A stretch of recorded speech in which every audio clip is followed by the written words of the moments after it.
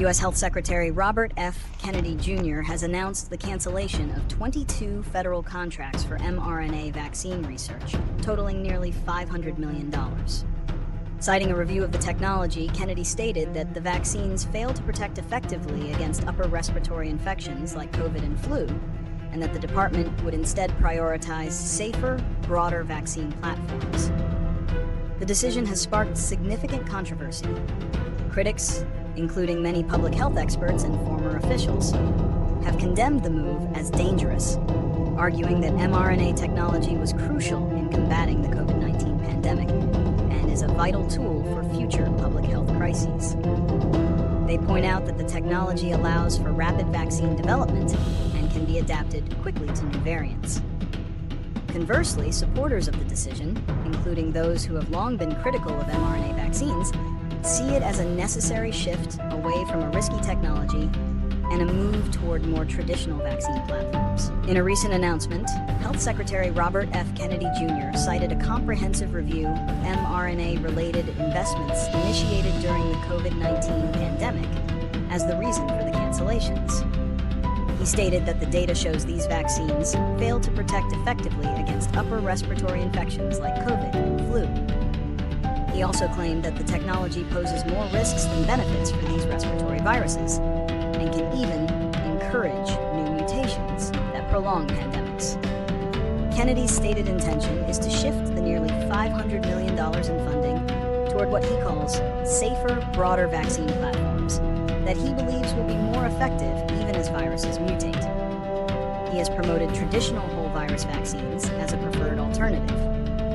These claims, however, are being met with strong criticism from many in the scientific community who assert that mRNA vaccines are safe and effective, and that viruses mutate regardless of vaccination. The cancellation of $500 million in federal funding for mRNA vaccine research by Health Secretary Robert F. Kennedy Jr. could have several significant consequences. A major concern is the potential stalling of medical innovation, as mRNA technology is not only crucial for rapidly developing vaccines against new pandemics, but also holds promise for cancer treatments and other diseases. The decision may also damage the United States' global leadership in biomedical research and public health.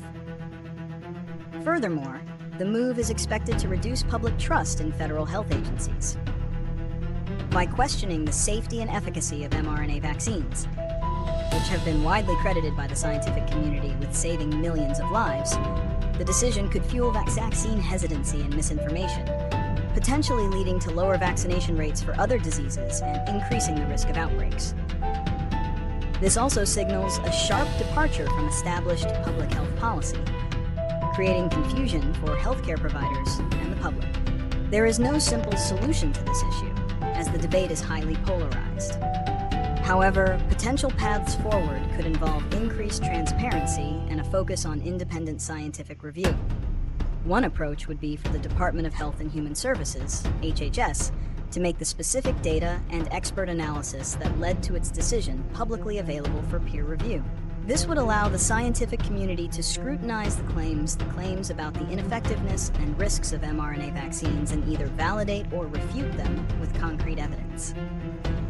Another solution involves establishing a bipartisan or non-governmental scientific body, composed of experts from various fields, to oversee federal vaccine research priorities. This body could provide a neutral and evidence-based recommendation on which technologies, including mRNA, should receive funding, thereby insulating crucial public health decisions from political influence. This would ensure that vaccine policy is guided by science, not ideology. A third solution is to shift the focus to a global approach, with initiatives such as the WHO's mRNA technology transfer hubs. These initiatives promote technology sharing and local manufacturing, which could continue to advance mRNA research even if federal funding is withdrawn.